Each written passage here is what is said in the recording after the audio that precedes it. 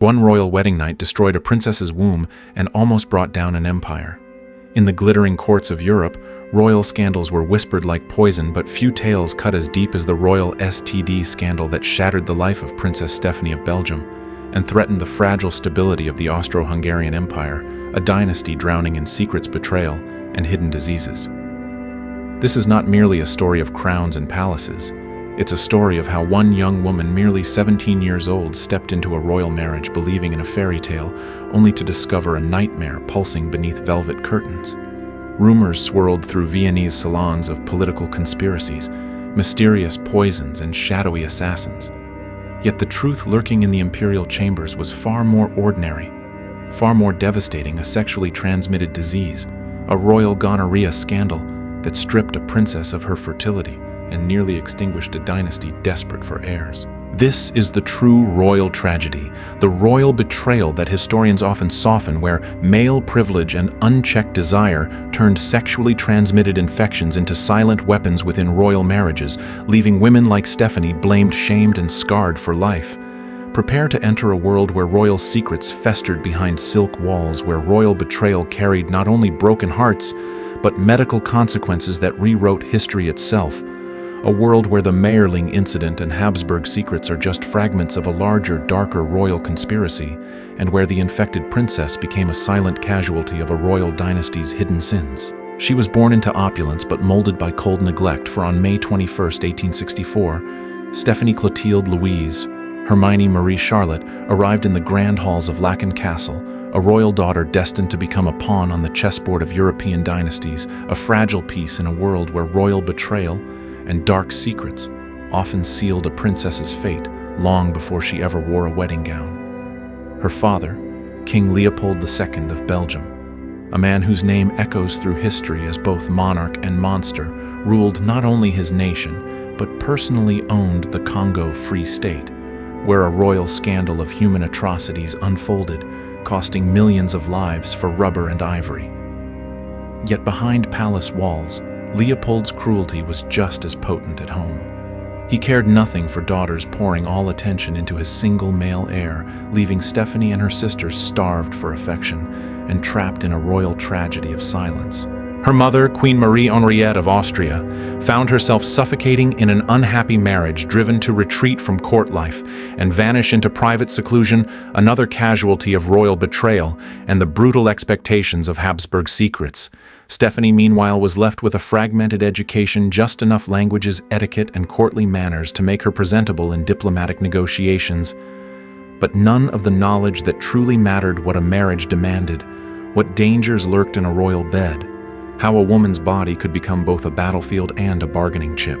Is it any wonder that when her time came to be offered like a royal sacrifice to the Austro-Hungarian throne, she would step into a destiny shrouded in ignorance and ripe for exploitation?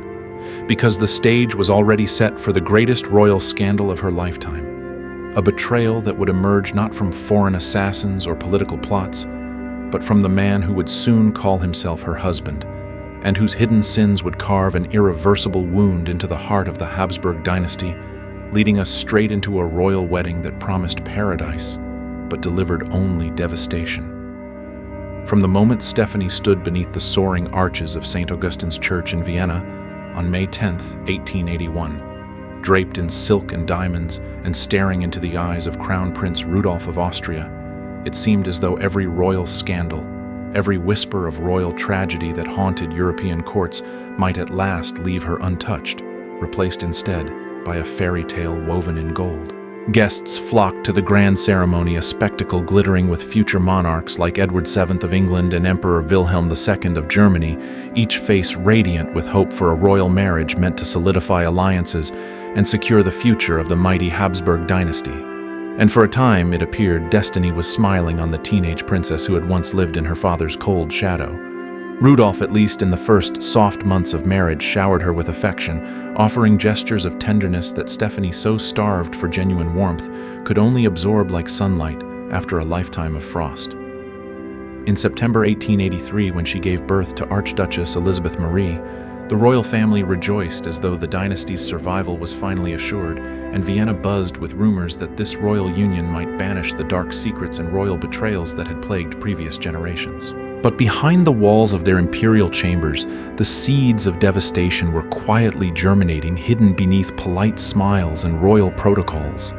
Because Rudolf, even as he praised his bride, was already straying into Vienna's shadows, seeking comfort in the arms of prostitutes and actresses, each secret encounter weaving another layer of deception into the fragile tapestry of their marriage. How could Stephanie, raised in ignorance of such betrayals, ever foresee that the man she believed was her savior would become the architect of her destruction? And soon the fairy tale would shatter forever, as a royal secret so vile and intimate would erupt into a royal STD scandal, destined to scar not only Stephanie's body, but the very future of the Habsburg throne, carrying us inexorably toward a revelation that would redefine the true cost of royal betrayal. Behind the velvet drapes and ceremonial salutes, the fairy tale of Stephanie and Rudolf was already beginning to rot from within, for while the world admired the royal marriage as a shining beacon of Habsburg stability, Rudolf's true appetites clawed relentlessly at the fragile illusion.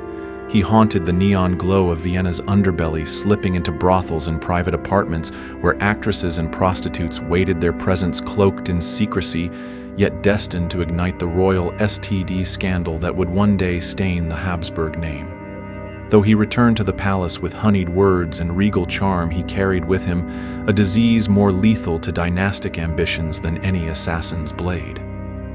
By the year 1886, the quiet horror took root. Rudolf transmitted gonorrhea to his 22-year-old wife, a royal tragedy festering behind the gilded doors of the imperial household. For Stephanie, who had entered marriage believing only in duty and devotion, the discovery was catastrophic, delivering not merely physical torment, endless pelvic agony, burning fevers, and the creeping certainty of permanent sterility, but a profound psychological wound that slashed deeper than any court gossip. How does a woman reconcile the image of a husband as both lover and traitor, as the bringer of a crown and the harbinger of disease? The truth was merciless. Stephanie's capacity to produce further heirs was obliterated, leaving her a royal wife in name, but condemned as a failure in the eyes of a dynasty obsessed with bloodlines. And while royal betrayal has many faces, none cut as sharply as the knowledge that the man sworn to protect her had instead branded her body and her destiny with an incurable mark. Yet Rudolf, blinded by his desperation for a male heir, dared to blame Stephanie for the childlessness that was in reality his own brutal legacy, a cruel twist that would set the stage for an imperial marriage spiraling toward open collapse, pushing both husband and wife ever closer to scandal, despair, and an inevitable cataclysm whose shockwaves would one day explode into the infamous Mayerling incident. As the poison of betrayal seeped deeper into the imperial marriage, what began as silent suffering transformed into open fissures for the royal scandal. Raging inside the palace walls could no longer be contained beneath embroidered tapestries and scripted public appearances.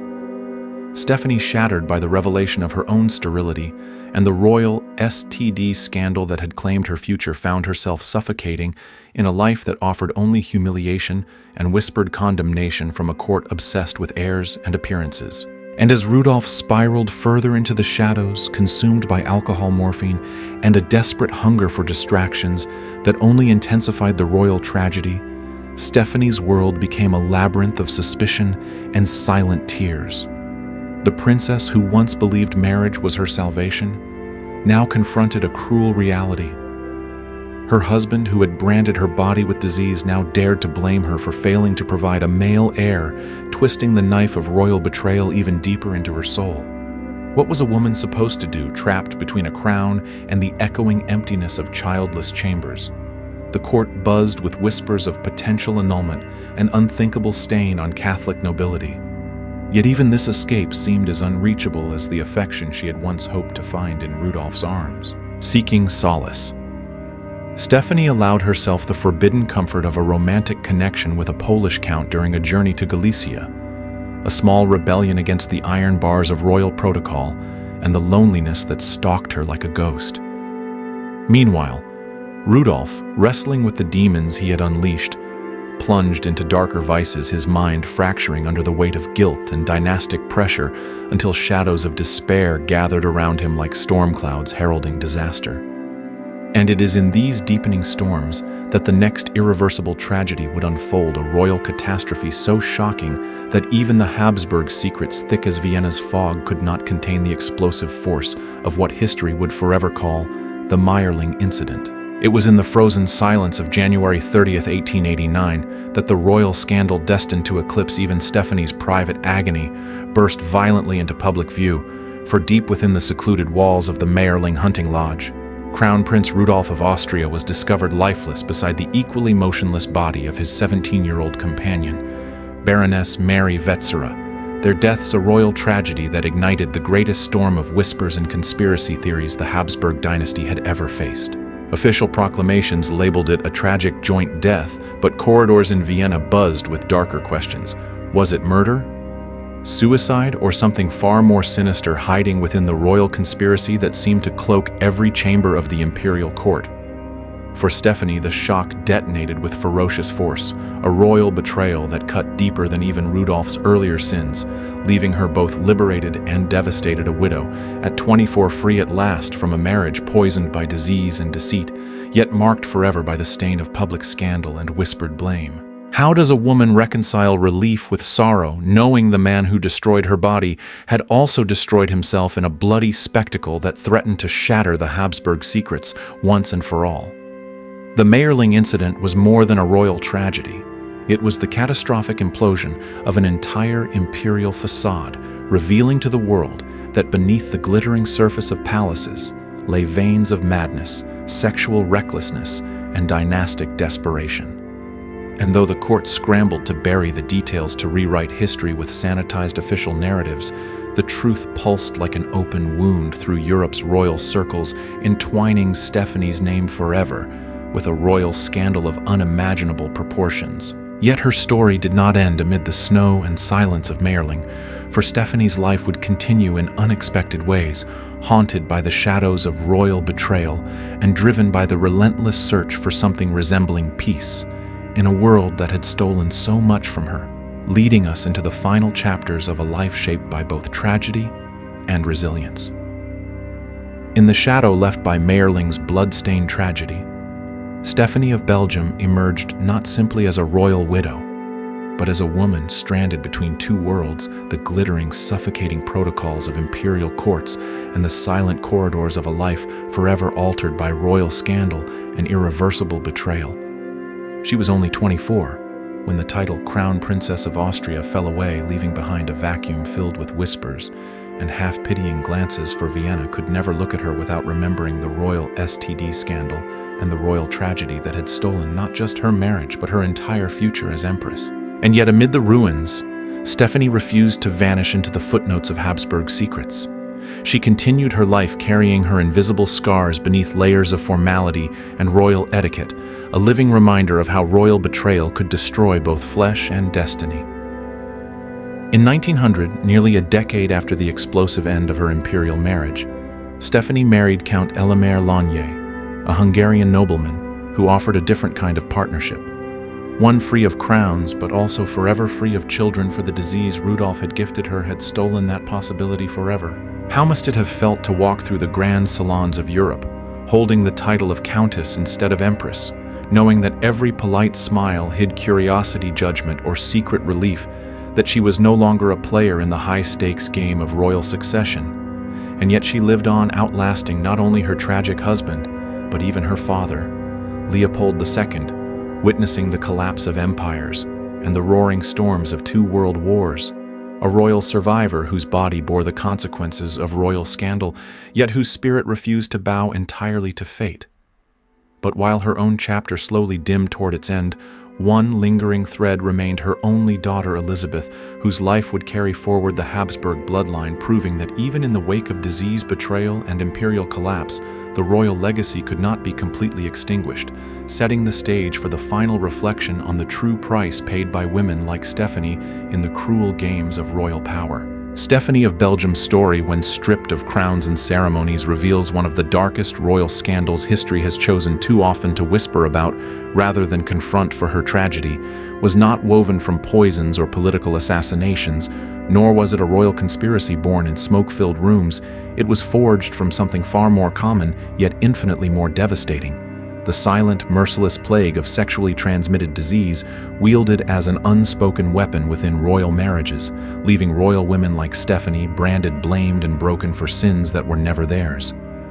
The royal STD scandal that devoured Stephanie's future stands as a brutal testament to how royal betrayal often arrived not in the form of swords or arsenic, but in the invisible contagion carried by powerful men who indulged their desires and cast the consequences onto the bodies of women raised in ignorance and silence. How many princesses and duchesses cloaked in silk and diamonds lived lives haunted by pelvic agony, infertility, and the quiet humiliation of being labeled failures in dynasties obsessed with heirs. The Habsburg secrets, thick as velvet curtains, concealed an epidemic ravaging Europe's noble households, a reality historians sometimes soften behind polite phrases, but which in truth turned royal bedrooms into battlefields, where women like Stephanie paid the price in flesh and spirit.